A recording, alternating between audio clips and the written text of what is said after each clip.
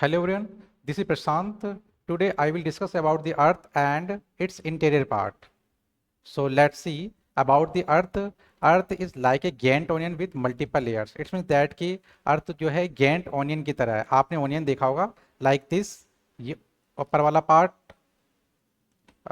ये जो आप ओनियन देखा होगा आपने, जो अपर वाला पार्ट होगा इसका, जो कि ये वाला पार्ट बता रहा हूँ मैं, ये वाला पार्ट और ये वाला पार्ट, ये थोड़ा प्रेस होगा और बीच वाला पार्ट जो है ये थोड़ा सा बल्ज होगा, ठीक है, ओनियन की तरह।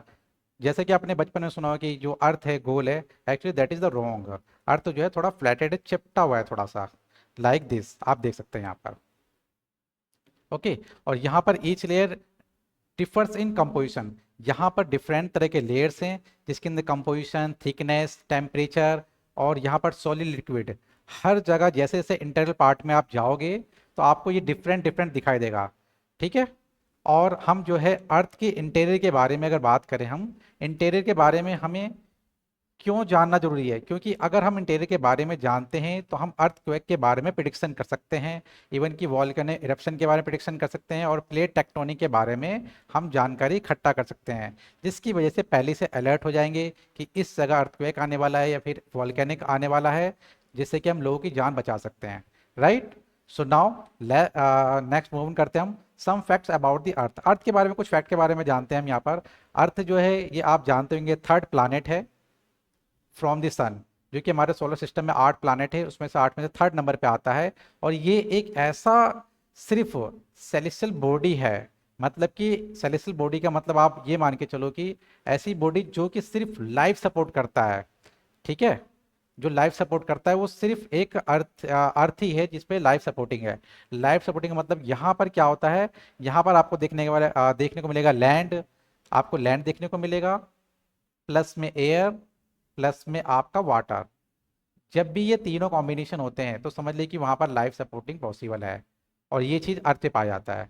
ओके, इसको टेरेस्ट्रियल रॉक के प्लांट बोला जाता है इसको, जो कि यहाँ पर सॉलिड सरफेस है, एटमॉस्फेयर दिखाई देगा आपको, यहाँ पे लिक्विड फॉर्म में वाटर दिखाई देगा आपको। ये सारे जो मिलकर जो बनाते क्या है, एक लाइफ सस्टेन बनाते हैं, इकोसिस्टम बनाते हैं। ओके, अर्थ की बात करें तो अर्थ का जो डायमीटर है वो 12,742 किलोमीटर है, और सरकमफेरेंस जो है इसका 40,075 किलोमीटर। ओके, और जो कि ये सरकमस्टेंस पूरा सर्कल माना जाता है, जो कि यहाँ पर अगर अर्थ की बात करें हम, तो ये पूरा का पूरा यहाँ से स्टार्ट होगा और यहाँ से पूरा एंडिंग यहीं पे होगा, इसको हम सरकमफ्रेंस बोलते हैं। ये 40,075 किलोमीटर है। यदि एक एरोप्लेन की बात करें तो लगभग लगभग ये 40 आवर्स लेता है पूरा कंप्लीट करने में। आप सोच सकते हैं कि कितना ज़्यादा टाइम ले रहा है। ओके, और इसमें एक फैक्ट और जानते हैं यहाँ पर कि ये जो है वन रोटेशन, मतलब कि अपने अक्ष जो अर्थ है यहाँ पर, जो आप देख रहे हैं यहाँ पर अर्थ जो है, ये अपने अक्ष पे भी यहाँ घूमता है, ठीक है। ये अपने अक्ष पे भी घूमता है, ये सन के चारों चक्कर भी तो लगाता है लेकिन अपने अक्ष पे भी घूमता है। जो अपने अक्ष पे घूमेगा लगभग ये 24 आवर्स के अंदर ये पूरा राउंड लेता है एक। और एक रेवोल्यूशन की बात करें हम, मतलब कि सन के चारों ओर घूमेगा, ये सन मान के चलो सन के अगर चारों ओर घूमता है ये इस तरह से, इसमें लगेगा 365 दिन 25 डेज, इसका मतलब कि 1/4 डेज। जो आपने सुना होगा ना एक लीप ईयर आता है, जो आपका फरवरी के अंदर जो एक डे आता है 29 डे, वो इसलिए जुड़ जाता है कि 4 साल के बाद आता है। ये 1/4 वही जुड़ जाता है और वो 1/4 4 साल में एक डे बन जाता है, इसलिए 366 डे होता है leap year. Okay, now next हम डिस्कस करते हैं अर्थ के लेयर्स के बारे में। यहाँ 3 मेन लेयर्स बताए गए यहाँ पर, क्रस्ट है, मेंटल है, कोर है। सो ऑल थिंग्स हम यहाँ पर डिस्कस करेंगे डिटेल में। क्रस्ट की बात करके ये थिन और आउटर स्किन वाला है, मेंटल जो थिक होता है, सेमी सॉलिड लेयर बोल सकते हैं इसको, कोर वाला जो सबसे इंटरनल पार्ट वाला एरिया होता है, जो काफ़ी हॉट एरिया होता है। ओके, इसमें लिक्विड और सॉलिड दोनों फॉर्म में पाया जाता है। लेयर्स जो है ये डिटरमाइन किया जाता है कि वहाँ पे कंपोजिशन और फिजिकल प्रॉपर्टी के द्वारा ही ये डिफाइन किया जाता है कि किस तरह की लेयर्स है।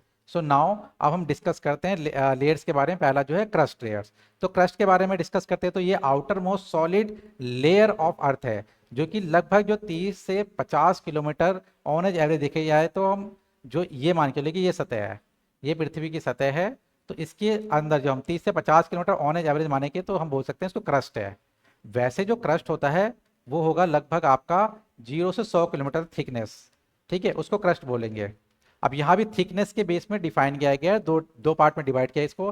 एक ओशियन क्रस्ट होता है, एक कॉन्टिनेंटल क्रस्ट होता है, उसमें भी डिवाइड किया। ओशियन में क्या होता है कि अब आपने देखा होगा कि जब ओशियन होगा, अगर ये ओशियन वाला एरिया है तो ये ऑलरेडी जो है ये डाउन स्टेज में होगा ना, ये यहाँ पर जो लैंड होगा ये डाउन स्टेज में होगा, इसकी सतह नीचे होगी। और जो माउंटेन वाला एरिया होगा, इस तरह का जो माउंटेन एरिया होगा, तो यहाँ से अगर काउंट करेंगे तो यहाँ पर जो नीचे वाला एरिया होगा इसमें ज़्यादा समय लगेगा नीचे जाने में। तो उस तरह से बताया गया है यहाँ पर। ओशियन में 5 से 30 किलोमीटर तक थिकनेस होती है, जो यहाँ पर देख सकते हैं आप, 5 से 30 किलोमीटर तक जो है वो क्रस्ट होगा, राइट। और ये होगा बना किसका, मेड ऑफ हैवी और डार्क रॉक्स। डार्क रॉक्स मतलब ये क्यों बनता है डार्क रॉक्स में, अब आप समझते हो कि जब भी वॉल्केनो होगा तो वॉल्केनिक होता है तो वो क्या होता है कि वॉल्केनो जब फटता है, नीचे जो आता है आपका लेयर ऊपर आता है वॉल्केनिक, जब इस तरह से फटेगा तो वो कुछ चीजें पार्ट होगा जो पृथ्वी के सतह के ऊपर रह जाएगा और कुछ अंदर रह जाएगा, राइट। तो जब भी जो पार्ट बाहर आ जाएगा, जो पार्ट बाहर आ जाएगा वो हो जाएगा, बन जाएगा कि आपका बेसाल्ट, और जो पार्ट अंदर रह जाएगा वो पार्ट बन जाएगा आपका ग्रेनाइट। ये जो मेग्मा होता है, मेग्मा यहाँ से निकलता है, राइट। मेग्मा निकलता है कहाँ से, नीचे, नीचे एरिया से, पृथ्वी से जब मेग्मा निकलता है बाहर तो कुछ मेग्मा यहाँ पृथ्वी की सतह के ऊपर, कुछ यहीं पृथ्वी के थोड़ा सा अंदर जो है यहाँ जम जाता है। तो यहाँ पर जो जम जाएगा उसको बेसाल्ट बोलेंगे, और यहाँ जो जमेगा उसको बोलेंगे आप ग्रेनाइट, राइट। जो कि यहाँ पर देख सकते हो आप, कॉन्टिनेंटल में क्रस्ट जो होगा 50 से 70 किलोमीटर की रेंज में बताएगा, जो अप टू 100 किलोमीटर हो सकता है। जैसे कि आप देख सकते हो हिमालय, एक अच्छा एग्जाम्पल है, हिमालय के अंदर आप देख सकते हो यहाँ ग्रेनाइट पाया जाता है। और आपने देखा होगा ग्रेनाइट वाला जो पत्थर है जो घरों में लगाते हैं वो यही वाला पत्थर है, ओके। तो ये बनता किसे, इग्नियस रॉक होते हैं सारे, इग्नियस रॉक होते हैं, ओके। यदि बात करें इसका वॉल्यूम का तो 0.5 से 1% जो है अर्थ का वॉल्यूम ये क्रस्ट वाला एरिया है, और less than 1% of its mass, इसका कम से कम 1% से कम होता है इसका मास। अगर टेम्परेचर की बात करें तो टेम्परेचर ये 200 से 400 डिग्री सेल्सियस होता है। यहाँ पर समझ सकते हैं कि इतना अंदर टेम्परेचर है तो कितना ज़्यादा टेम्परेचर हो सकता है, देख रहे हैं। तो ये अब यहाँ पर कब की बात कर रहे हैं, नियर मेंटल बाउंड्री, जो मेंटल बाउंड्री होती है आप देख रहे हो यहाँ पर, ये मेंटल वाला एरिया की इसकी बात चल रहा है, यहाँ वाले एरिया की बात चल रही है यहाँ पर। जैसे इस पॉइंट पे आएंगे तो लगभग आपका 0 से 100 किलोमीटर तक जो है आपका, 0 से 100 किलोमीटर तक तो ठीक है यहाँ पे क्रस्ट होगा, उसके आगे जैसे ही जाओगे तो वहाँ पर टेम्परेचर बढ़ जाएगा। तो 0 से 100 किलोमीटर देखोगे तो आप 200 से 400 डिग्री सेल्सियस आपको यहाँ पर टेम्परेचर दिखाई देगा, ओके। अब यहाँ पर देखेंगे तो आउटर लेयर, यहाँ पर आप देखोगे क्रस्ट के अंदर सेडिमेंट्री रॉक्स पाए जाते हैं, और आपका यहाँ पर इग्नियस एंड मेटामॉर्फिक रॉक्स भी पाए जाते हैं, जो कि अभी मैंने आपको डिस्कस किया। इग्नियस रॉक्स के अंदर ही बेसाल्ट निकलता है, बेसाल्टिक लेयर होता है जो कि हल्का सा डार्क कलर का होगा, ओके। और यहाँ पर आपको क्रस्ट के अंदर सीएल पाया जाता है, मतलब सिलिका और एल्युमिनियम यहाँ पे बहुत ज़्यादा मात्रा में पाया जाता है, जिसको हम सीएल बोलते हैं, जो डोमिनेट करता है कॉन्टिनेंटल क्रस्ट के ऊपर। वहीं अगर बात करें हम सीमा, सिलिकॉन और मैग्नीशियम जहाँ पाया जाता है वो डोमिनेट करता है ओशियन क्रस्ट के ऊपर। वैसे ये थ्योरिकल जो है कि अभी रिमूव कर दिया है, या आउटडेटेड हो चुका है ये इन्फॉर्मेशन। वैसे एग्जाम में आया तो ठीक है आप रिमूव कर सकते हैं, बट ये आउटडेटेड इन्फॉर्मेशन है, ओके। और यहाँ अगर बात करें separated from upper mantle by, यहाँ पर महो डिस्कंटिन्यूटी, मतलब कि ये जो एक साइंटिस्ट थे जिन्होंने ये बताया है कि एक समय जैसे हम लेयर के अंदर एंट्री करते हैं, यहाँ से हमने एंट्री किया और जैसे हम यहाँ पहुंचे मेंटल के पास, तो यहाँ पर जो सेस्मिक वेव्स थी, जो सेस्मिक वेव थी वहाँ पर वो डिफरेंट स्पीड हो जा रही थी उसकी, और यही डिफरेंट स्पीड होने की वजह से अब क्या है, यहाँ पर एक अलग स्पीड में रन करेगा, क्रस्ट में एक अलग स्पीड में रन करेगा, क्योंकि वेव्स जो होते हैं सॉलिड पार्ट और सॉलिड और आपके यहाँ पर लिक्विड पार्ट में डिफरेंट डिफरेंट वे में वो रन करता है, ओके। तो उसको बोलते हैं माहो डिस्कनेक्टिविटी। तो माहो डिस्कनेक्टिविटी मतलब जब ये बात करें तो यहाँ पर इन दोनों के बीच के क्रस्ट और मेंटल के बीच वाली जो लेयर होती है, ये जो ब्रेक करता है उसको बोलते हैं माहो डिसकंटिन्यूटी।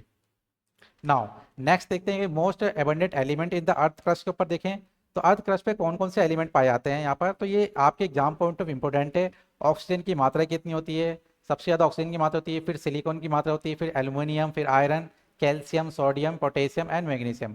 स्टार्टिंग के आप 2-3 याद कर लो, आपका काम चल जाएगा, और एंडिंग के आप याद कर लो तब भी आपका काम चल जाएगा, ठीक है। सबसे ज़्यादा याद रखना कि ऑक्सीजन ज़्यादा होता है, फिर सिलिकॉन, एल्युमिनियम। तो आप ऐसे याद कर सकते हो, ओ ऐसे, राइट। तो ये एलिमेंट्स है जो अर्थ क्रस्ट पे पाए जाते हैं। अब हम बात करते हैं मेंटल। सेकंड, आप जैसे अर्थ क्रस्ट के आगे जाते हैं तो हमें मिलता है मेंटल। एक सेकंड लेयर की बात चल रही है। तो मेंटल की बात करें तो हम ये मेंटल जो है आपका 2900 किलोमीटर तक डेप्थ तक है। मतलब कि यहाँ से अगर बात करें, यहाँ से लेकर यहाँ तक बात कर रहे हैं, ये रहा 2900 किलोमीटर तक। ठीक है, तो यहाँ तक बात चल रही है। तो अगर बात करें यहाँ पर तो 83% अर्थ वॉल्यूम, ये अर्थ का जो वॉल्यूम है उसका 83% का पार्ट इसका है, और 67 से 68% इसका मास जो है, अर्थ का मास यही इसी के अंदर है, राइट। और इट कंसिस्ट मेनली किसका कंसिस्ट बना होता है, silicate minerals rich in iron and magnesium. यहाँ पे आपको क्या दिखाई देगा सबसे ज्यादा, आपको आयरन और मैग्नीशियम इस पार्ट के अंदर, अगर बात करें हम इस पार्ट के अंदर, तो आयरन एंड मैग्नीशियम इस पार्ट में सबसे ज्यादा दिखाई देता है मेंटल वाले पार्ट में। ओके, अब यहाँ के आपके सामने एक कीवर्ड है एस्थोनोस्फीयर। जब भी ये बात है एस्थोनोस्फीयर कौन से किस पार्ट को बोलते हैं, तो आपको अपने दिमाग में हमेशा याद रखना है ये अपर डक्टाइल लेयर। ये अपर डक्टाइल लेयर का मतलब हो गया आपका जो एस्थोनोस्फीयर होगा वो होगा ये वाला पार्ट, जिसमें कि आपका कुछ पार्ट जो आएगा यहाँ पर अपर पार्ट है इसके अंदर, ये बोल सकते हो आप अपर पार्ट जो होता है मेंटल का अपर पार्ट, वो आएगा एस्थोनोस्फीयर के अंदर। ओके, सो इस चीज का आपको याद रखना है। और ये एक ऐसा लेयर है, ये ही आपको जानकारी देता है। अगर इसकी आपकी जानकारी है तो इजीली आप ये बता दोगे कि वहां पर टेक्टोनिक मूवमेंट किस तरह की होगी, इसी जगह जो है टेक्टोनिक मूवमेंट आपको दिखाई देगा। ठीक है, तो इससे अगर यहाँ अगर कोई सेस्मिक वेव वाला जो मशीन लगाते हैं अर्थक्वेक नापने के लिए, तो हम यहाँ पर अगर जाते हैं, हमारी मशीन यहाँ जाती है, तो ये पता लगा सकते हैं कि यहाँ पर अर्थक्वेक कैसा आएगा और टेक्टोनिक मूवमेंट किस तरह की हो रही है, राइट। और बात करें लिथोस्फेयर, लिथोस्फेयर जो 10 से 200 किलोमीटर तक की बात कर रहे हैं, यहाँ पर क्रस्ट होगा, रिजिड अपर मेंटल। लिथोस्फेयर यहाँ तक क्रस्ट होगा, और अपर मोस्ट सॉलिड मेंटल जो यहाँ से यहाँ तक की बात कर रहा है, इसमें क्रस्ट वाला पार्ट भी है और मेंटल का अपर वाला पार्ट है। ओके, उसको बोलेंगे लिथोस्फेयर। लोअर मेंटल जो कि सॉलिड डेंसर रीजन वाला होगा, 3.3 से 5.7 ग्राम पर सेंटीमीटर क्यूब, इतना बताया जा रहा है, डेंसिटी इसकी इतनी होती है यहाँ पर। मतलब कि यहाँ बोल सकते हैं हम सॉलिड पार्ट की बात कर रहा है लोअर मेंटल, जो इस वाले पार्ट की बात कर रहा है लोअर वाले की। ओके, अगर हम टेम्परेचर की बात करें तो टेम्परेचर यहाँ पर लगभग जो है 4000 डिग्री सेल्सियस की बात कर रहा है, जो कि बहुत ज़्यादा टेम्परेचर है नियर कोर में। मतलब कि यहाँ पर ये बात कर सकते हैं कि 200 डिग्री सेल्सियस से near crust to 4000 degree Celsius. अभी हमने देखा कि क्रस्ट के अंदर 200 से 400 के, अब 400 से अपर वाले पार्ट में यहाँ देखोगे आप, इतना ज़्यादा जो है आपको दिखाई देगा यहाँ पर टेम्परेचर। और मूवमेंट की बात करें यहाँ पर तो हॉट रॉक्स राइज से कैसे कैसे मूवमेंट होता है, क्योंकि इसी पार्ट में आपको जानकारी मिलेगी कि जो अर्थक्वेक है या वेल्केनो है, जो एरप्शन होता है वो किस तरह से होता है। तो मैं बात करूँ जैसे कि यहाँ पर हॉट रॉक राइजेस, ठीक है, पहले हॉट रॉक होगा वो राइज होगा, उसके बाद कूल रॉक सिंक। जैसे कि यहाँ पर एक हॉट रॉक है और एक कूल रॉक है, ठीक है। तो हॉट वाला और कूल वाला, तो हॉट वाला क्या होगा वो ऊपर जाएगा, और कूल वाला जो होगा रॉक वो नीचे चला जाएगा। ओके, फिर उसके बाद कन्वेंशनल करंट इकट्ठा होगा। कन्वेंशनल करंट का मतलब होता है कि आपका जो है इस तरह से करंट होता है। इसमें मतलब कन्वेंशनल करंट मतलब है कि जो भी हॉट वाली चीजें ऊपर आएंगी और आपकी कूल वाली चीजें नीचे चली जाएंगी। जैसे ही कन्वेंशनल करंट होगा फिर उसके बाद क्या होगा, उसी के बाद जो होगा अर्थक्वेक और वोल्केनो आता है, जो कि आप देखते हो रिंग ऑफ फायर इंडियन जो पैसिफिक ओशन एरिया में देखोगे सबसे ज्यादा वहीं पाया जाता है, जिसको बोलता है रिंग ऑफ फायर। मतलब वो बोल सकते हैं हब है एक तरह का वोल्केनो वाला। नाउ लास्ट देखते हैं कोर। कोर वाला एरिया है जो 2900 किलोमीटर से 6400 किलोमीटर तक फैला हुआ है। मतलब ये बोल सकते हैं कि यहाँ से लेकर ये वाला एरिया, ये पूरा यहाँ तक मान के चलो आप, ठीक है, इसको बोलेंगे कोर वाला एरिया। अब कोर के अंदर भी डिवाइड कर रखा है, तो यहाँ पर देखेंगे सबसे ज्यादा जो है यहाँ पर निकल और आयरन पाया जाता है, जिसको हम नाइफ बोलते हैं। ये इंपॉर्टेंट फैक्ट है फॉर योर एग्जाम के लिए। डेंसिटी यहाँ पर 5.5 से 13.6 ग्राम पर सेंटीमीटर क्यूब है, और यहाँ पे फॉर्मिंग 16% अर्थ का जो वॉल्यूम ये है, और यहाँ पर लगभग 33% मास है यहाँ पर। अब यहाँ पर इसको बोला गया गटनबर्ग डिस्कंटिन्यूटी। तो ये 2900 किलोमीटर के बाद यहाँ पर जो है एक अलग अलग साइंटिस्ट ने खोज की थी इसकी, तो यहाँ पे गटनबर्ग डिस्कंटिन्यूटी बोला गया यहाँ पर। ठीक है, तो ये आपके एग्जाम पॉइंट ऑफ इम्पोर्टेंट है।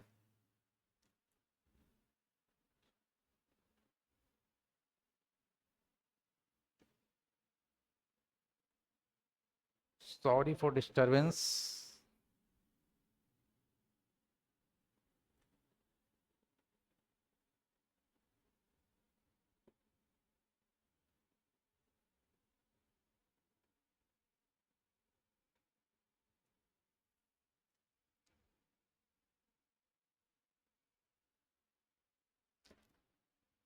सॉरी, एक्चुअली थोड़ा सा नेट में प्रॉब्लम हो चुकी थी। तो नाउ लेट्स सी, अब यहाँ पर आउटर कोर और इनर कोर दो पार्ट्स में डिवाइड किया गया है। आउटर कोर जो है हमारा 2900 से लेकर 5100 किलोमीटर तक जो है वो डेप्थ तक जाएंगे, तो उसको आउटर कोर बोलेंगे। जैसे कि यहाँ पर आप देख सकते हो ये वाला एरिया की बात चल रही है, इस वाले एरिया की बात चल रही है। और ये वाला एरिया क्या है, लिक्विड के फॉर्म में है। और इससे 5100 से लगभग जो 6400 किलोमीटर तक है, ये वाला एरिया जो है सॉलिड है। तो आप देख रहे हैं कोर के अंदर भी एक लिक्विड एरिया है, एक सॉलिड एरिया है। ओके, तो आउटर कोर के अंदर क्या होता है, यहां पर जो होता है जनरेट होता है अर्थ मैग्नेटिक फील्ड, जो कि कन्वेंशनल और कोरियोलिस इफेक्ट के द्वारा जनरेट होता है। आपने देखा होगा ना अर्थ मैग्नेटिक फील्ड, जिसमें यहाँ पर अगर आप, जो आपने कंपास देखा होगा, जो कंपास होता है, कंपास को अगर आप लेके आएंगे तो जो भी कंपास की जो सुई होती है वो हमेशा नॉर्थ की तरफ मतलब नॉर्थ की तरफ इंडिकेट करती है। वो इसी की वजह से अर्थ करती है, क्योंकि यहाँ पर जो है ये जनरेट करता है मैग्नेटिक फील्ड, तो वो नॉर्थ वाले एरिया में ज़्यादा होता है, इसीलिए वहाँ पर वो नॉर्थ की तरफ इंडिकेट करता है वो आपका कंपास वाला सुई। ओके, इनर पार्ट की बात करें, इनर कोर की, तो इसका डेप्थ है 5100 से 6400 किलोमीटर तक, और ये सॉलिड होता है due to immense pressure and transmit S wave. Okay, तो अगर ये बात करें, ये रोटेट होता है slightly faster than earth surface but can not sustain permanent magnetic field due to high temperature. यहाँ पर टेम्परेचर काफ़ी ज़्यादा हाई होता है, तो इसकी वजह से यहाँ पर जो परमानेंट जो है वो आपका मैग्नेटिक फील्ड जनरेट नहीं कर पाता है। बट यहाँ पर जो है एक परमानेंट मैग्नेटिक फील्ड जो है वो जनरेट करता है। इस बात का आपको ध्यान रखना है। ओके, सो मैंने डिटेल में बताने की कोशिश की है, फिर भी कोई डाउट हो तो you can ask me. Thank you so much.